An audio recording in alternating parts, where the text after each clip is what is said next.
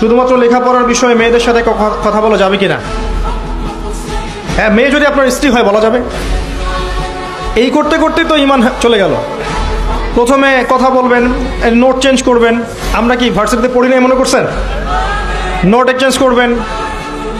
তারপরে কি হয়, নোটটা বাসার সামনে আসে নিয়ে যাইস, এই যে বাসার সামনে যাওয়া শুরু হলো। তারপরে দাঁড়ায় থাকবেন দেখার জন্যে। তারপরে কোনো একদিন কফি খাইতে গেলেন, আবার যে গ্রুপ স্টাডি করেন মাঠের মধ্যে বসে, ছেলে মেয়ে একসাথে, মাশাআল্লাহ। আবার দেখা যায় ছেলে টিচার মেয়েদের ব্যাচ পড়াচ্ছে, আবার দেখা যায় মেয়ে টিচার ছেলেদের ব্যাচ পড়াচ্ছে।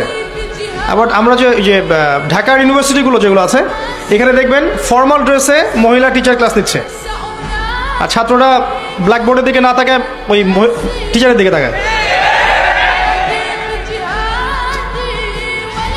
এই করতে করতেই হলো, তারপরে অ্যাফেয়ার হয়ে গেল। এক পর্যায়ে মনে করছেন পবিত্র প্রেম সম্পর্ক নয়, বিয়ে করবো এক সময়। বিয়ে করতে করতে জেনাও করে ফেললেন, দফায় দফায় জেনা হলো। পরে দেখলেন ব্রেকআপ হয়ে গেছে, ওর জায়গায় আপনি আপনার জায়গায়, তাই শেষ।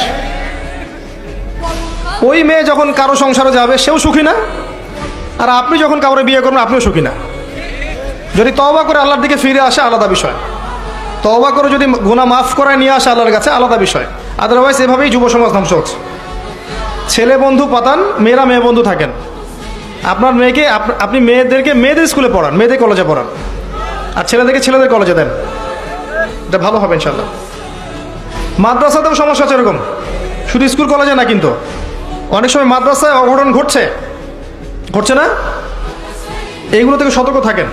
মনে রাখবেন, এতে সাদা কাপড়ে দাগ বেশি বোঝা যায়, একটা কাপড় কালো দাগ বোঝা যায় না খুব একটা। সাদা কাপড় আমাদের এখানে দাগ বেশি বোঝা যায়।